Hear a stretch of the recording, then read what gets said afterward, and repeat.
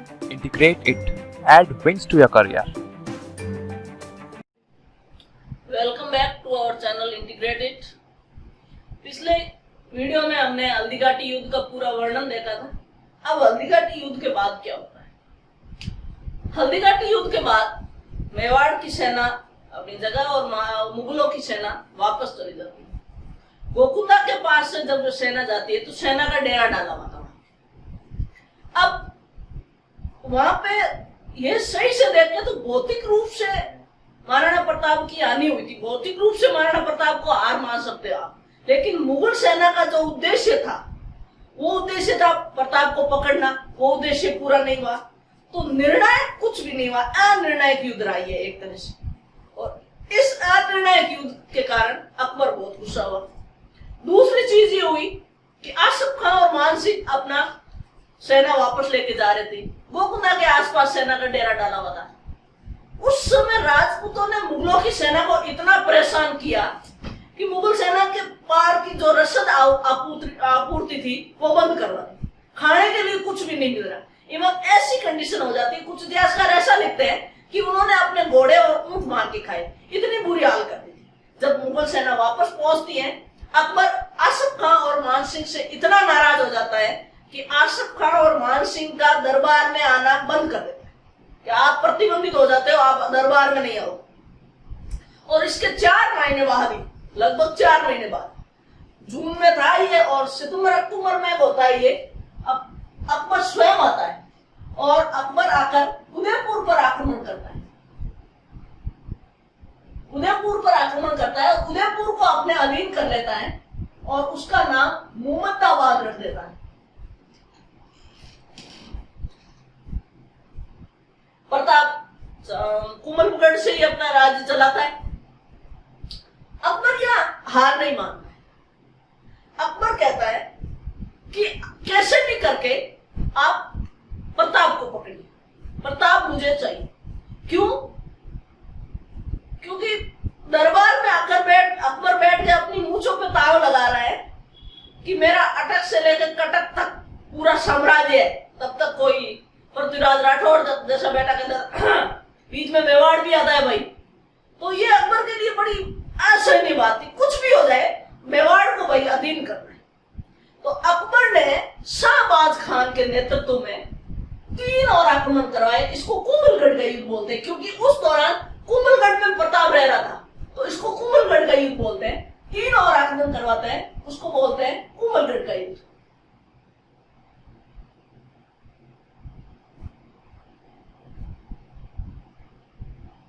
ये 1577, 1578 और 1579 ये तीनों आक्रमण होते हैं शाहबाज खान के नेतृत्व।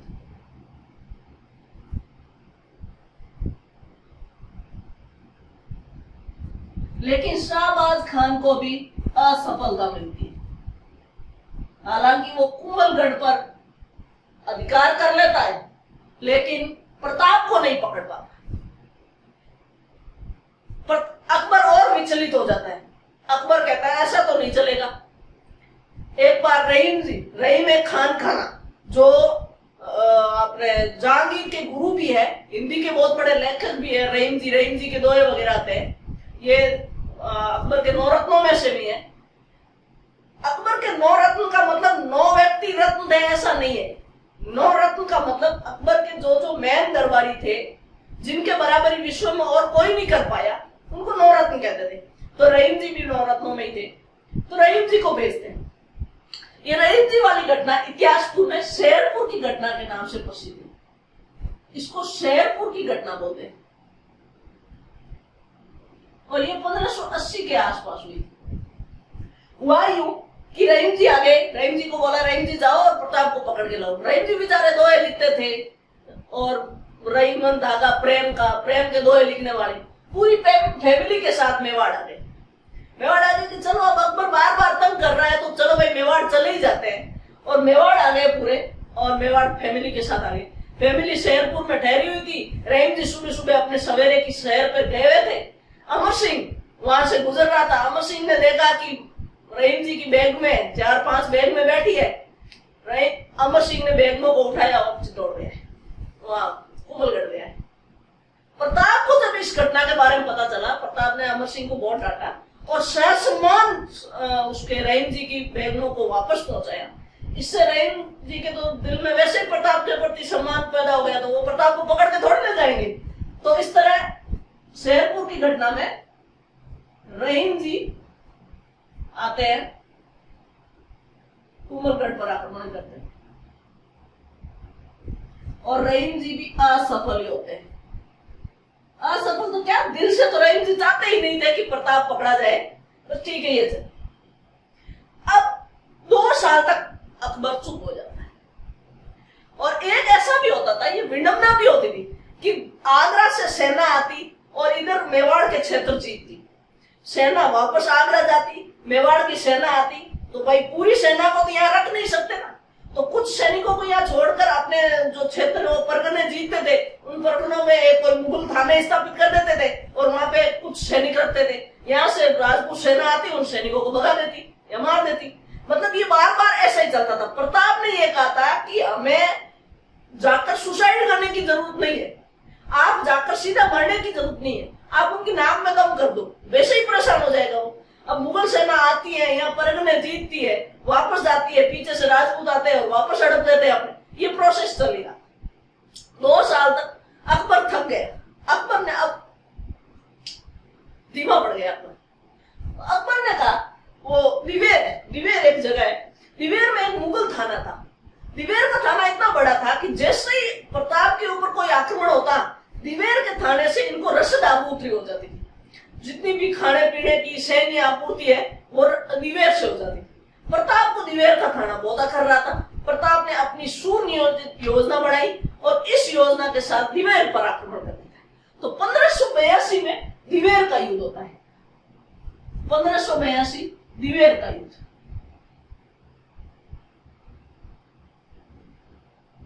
दिवेर के थाने में जो मुगल थानेदार था वो अकबर का चाचा सुल्तान खान था। अकबर का चाचा था।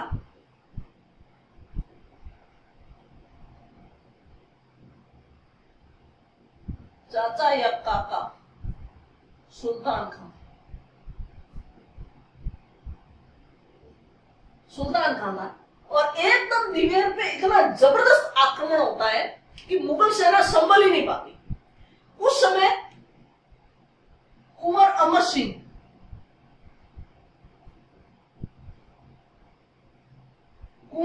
सिंह ने एक भाले से वार किया। कुंवर अमर सिंह ने सुल्तान खान पे वार किया, भाले से भाला फेंका। वैसे ही उनके भाले तो इतने बड़े बड़े भारी भारी होते ही थे। भाले से ऐसे वार किया कि सुल्तान खान के वो जो सेना में टोपा पहनते ऊपर सिर पे, उसको चीरता हुआ, सुल्तान खान को चीरता हुआ, उसके घोड़े सहित पूरा जमीन में उसको एक मूर्ति बना दिया, जमीन में रोक दिया उसको सीधा। घोड़ा, सुल्तान खान सब साथ में ही चिर गए। ये घटना इतनी विदारक घटना थी कि पूरी मुगल सेना इसको देख के भाग खड़ी थी और प्रताप को इसमें बहुत जबरदस्त जीत मिली। इस युद्ध में प्रताप विजयी हुआ।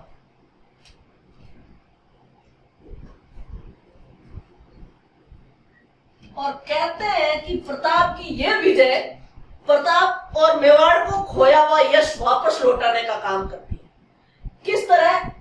चित्तौड़ का युद्ध हुआ, जैसे जब चित्तौड़ का थर्ड शाखा हुआ, उसके बाद अकबर ने कितने आक्रमण करवाए। शाहबाज खान के नेतृत्व में 3 आक्रमण कराए, रहीम जी को भेजा, हल्दीघाटी का युद्ध हुआ। हर समय मेवाड़ को हार ही हार मिल रही थी, लेकिन दिवेर के युग ने मेवाड़ की खोई हुई प्रतिष्ठा वापस लौटा दी। इसलिए कर्नल जेम्स टोड ने दिवेर के युद्ध को मेवाड़ का मैराथन कहा है।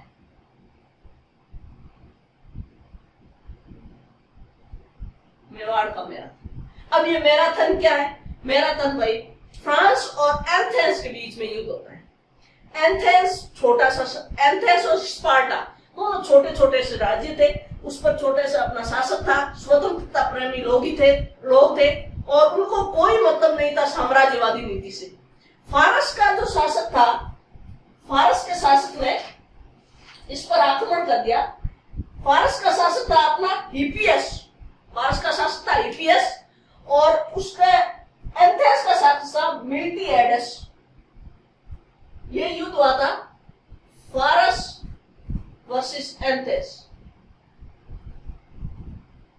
ईपीएस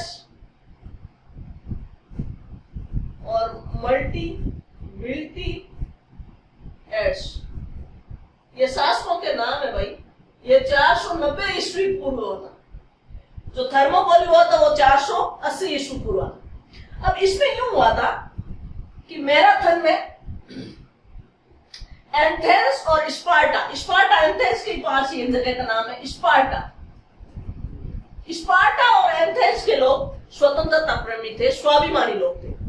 स्पार्टा में एक कोई धार्मिक कार्यक्रम चल रहा था, इसका फायदा उठाकर फारस के ईपीएस ने एथेंस पर आक्रमण कर दिया। इसने मिल्टियस ने संदेश भिजवाया स्पार्टा के पास, स्पार्टा अपनी सेना लेकर आया और हमारी हेल्प करे। स्पार्टा नहीं आ पाई, तो एथेंस की छोटी सी सेना ने इतना जबरदस्त युद्ध किया कि फारस की इतनी बड़ी सेना को हरा दिया। तो कर्नल जेम्सटोन ये वर्णन करता है अपनी बुक में।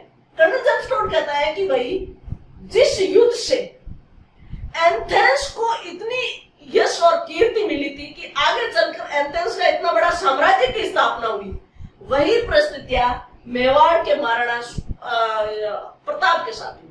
मेवाड़ प्रताप की जितनी खोई हुई प्रतिष्ठा थी, उससे दिवेर के युद्ध ने वो प्रतिपूर्ति कर दी। दिवेर का युद्ध इतना महत्वपूर्ण था कि प्रताप चित्तौड़ और मांडलगढ़ को छोड़कर संपूर्ण क्षेत्र को वापस जीत लेता है अकबर के अधीन। अब कोई क्षेत्र नहीं रहता। अब अकबर एक बार फिर प्रयास करता है और फिर वो लगभग 1585 के आसपास जगन्नाथ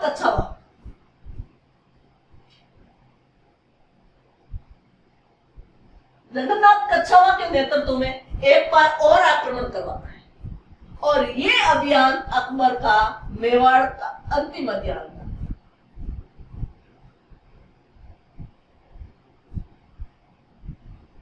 प्रताप के खिलाफ अकबर अंतिम था, आगे अमर सिंह के खिलाफ तो ये और करता है।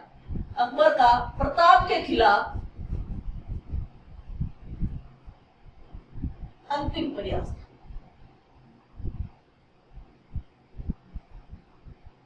प्रताप इनके हाथ नहीं आता है, जगन्नाथ कच्छावा सफल हो जाता है, और इवन जगन्नाथ कच्छावा की बाद में मृत्यु भी मांडलगढ़ में होती है, और मांडलगढ़ में 32 खंभों की छतरी है।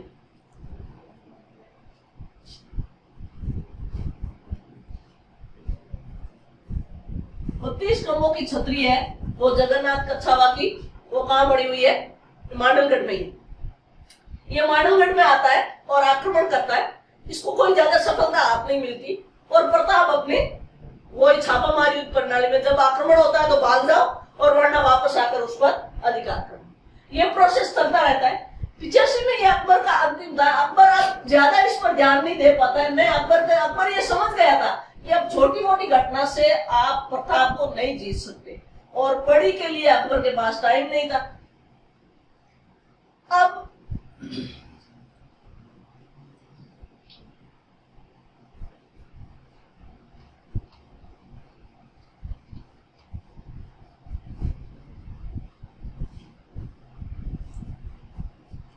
क्या होता है? 1586 से लेकर 1596 तक, लगभग 10 वर्ष तक अकबर ने कोई प्रतिक्रिया नहीं की।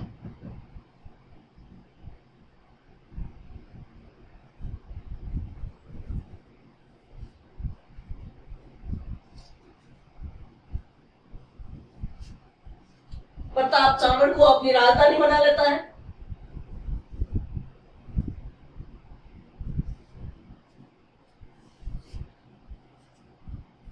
और चावड़ है जो मेवाड़ की 28 साल तक राजधानी रहता है।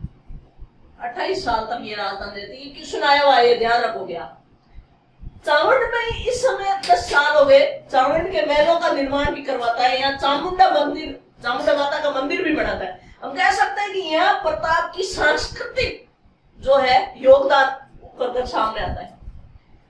इस समय चावड़ चित्रकला, ये कहते हैं मेवाड़ की उप शैली, मेवाड़ चित्रकला की उप शैली यानी चावड़ शैली, इसको चावड़ शैली भी बोलते हैं। श्रवण शैली का विकास होता है।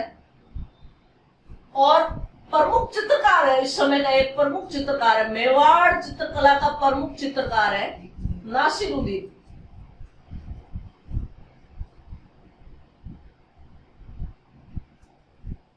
ये नासिरुद्दीन प्रताप के दरबार में था, ये प्रताप का दरबारी था, प्रताप का ये दरबारी है इस समय। अच्छा, प्रताप खाली युद्ध में ही भाग ले रहा हो ऐसा नहीं है, प्रताप के बहुत सारे विद्वानों का आश्रयदाता भी था, तो इनके दरबारी ध्यान रखते हैं, प्रताप के दरबारी। और क्योंकि अपने बुक्स राजस्थान का साहित्य इतिहास अपने सिलेबस में है, तो बुक्स आप ध्यान रखोगे। इनका दरबारी है चक्रपाणि मिश्रण। चक्रपाणि मिश्रण मिश्र कितना इंपॉर्टेंट है ये इससे पता चल जाता है कि RS 2018 के मेंस में यहां से क्वेश्चन पूछा था। क्या था? विश्व वल्लभ बुक। विश्व वल्लभ बुक, सिर्फ इतना ही नाम दिया था, विश्व वल्लभ। अब ये विश्व वल्लभ क्या है? ये भाई चक्रपाणि मिश्र की बुक है, विश्व वल्लभ। चक्रपाणि मिश्र प्रताप का दरबारी है। इसमें किसकी जानकारी मिलती है? इस बुक्स में बाग बगीचों की जानकारी मिलती है पूरी।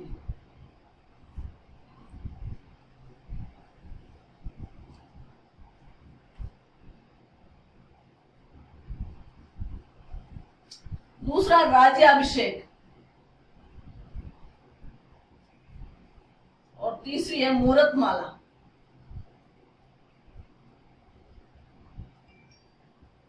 मूर्तमाला, मूर्तमाला, ये 3 बुक्स है चक्रपाणि मिश्रण की, बहुत इंपॉर्टेंट है चक्रपाणि मिश्र। उसके बाद माला साधु, माला साधु ने बुक लिखी झूलना। उसके बाद हेमरत्न सूरी,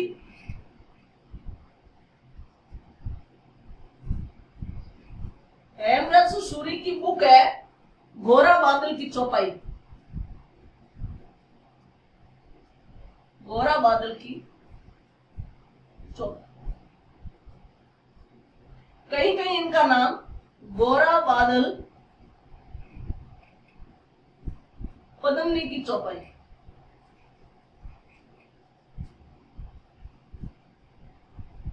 इसमें पूरा ये वर्णन करते हैं कि किस प्रकार जब रतन सिंह, राजा रतन सिंह, रावण रतन सिंह को अलाउद्दीन खिलजी बंदी बना के ले जाता है, तब गोरा और बादल को पद्मिनी जाकर समझाती है कि आप मेरा साथ दो। वैसे पहले गोरा और बादल नाराज होकर जंगल में चले जाते हैं, तब इनको वापस पद्मिनी जाके समझाती है कि मेरे पास ऐसी योजना है और हमने ऐसा प्लान बनाया, इस तरह हम राजा रतन सिंह को वापस छुड़ा लेते हैं। तो ये घोरा बादल की चौपाई इसमें ये बुक है। फिर एक है रामा साधु,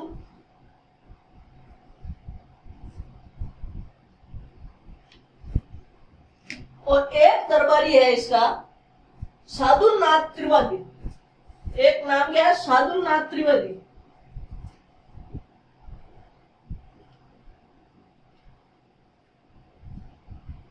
कोई इंपोर्टेंट बुक नहीं लिखी है, मैन इसका ये साधुनाथ त्रिवेदी को महाराणा प्रताप ने मंडेर गांव दिया था,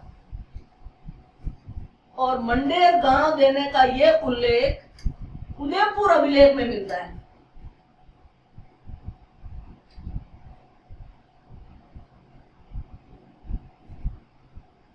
इसकी जानकारी मिलती है हमें उदयपुर अभिलेख में। तो ये प्रताप के दरबारी है।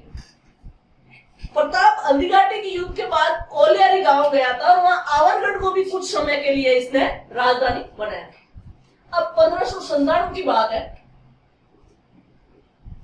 1597 में एक बार धनुष की प्रत्यंचा चढ़ा रहे। प्रत्यंचा क्या होती है कि धनुष के पीछे एक डोरी होती, डोरी की लेंथ कम होती, इसलिए धनुष को दबाकर उसको बांधना पड़ता था।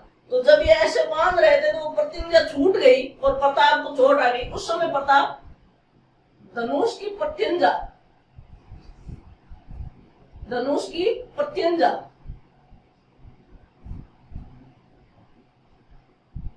चढ़ाते समय घायल हो गए थे।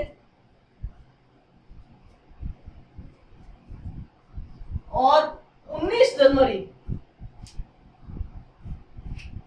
1597 को प्रताप का मौत हो गई।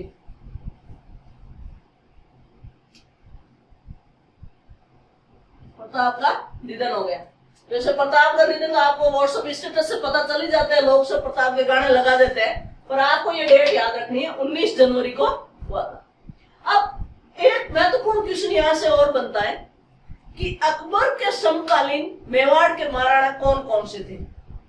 एक बार क्वेश्चन आया भी है, अकबर के समकालीन, अकबर के समकालीन 3 महाराणा थे। ये अपन देख चुके हैं। उदय सिंह था, उदय सिंह पे जब मेवाड़ का तथ्य शाखा हुआ था तब उदय सिंह था ही था, उदय सिंह। फिर प्रताप के साथ तो इतना लंबा घटनाक्रम चला, तो प्रताप और अमर सिंह फर्स्ट, अमर सिंह फर्स्ट, ये 3 महाराणा थे जो अकबर के समकालीन थे। तो ये क्वेश्चन भी आया हुआ है लोगों को, उदय सिंह और प्रताप तो याद रखना है, अमर सिंह याद नहीं रहता, क्योंकि अमर सिंह कुछ समय के लिए था।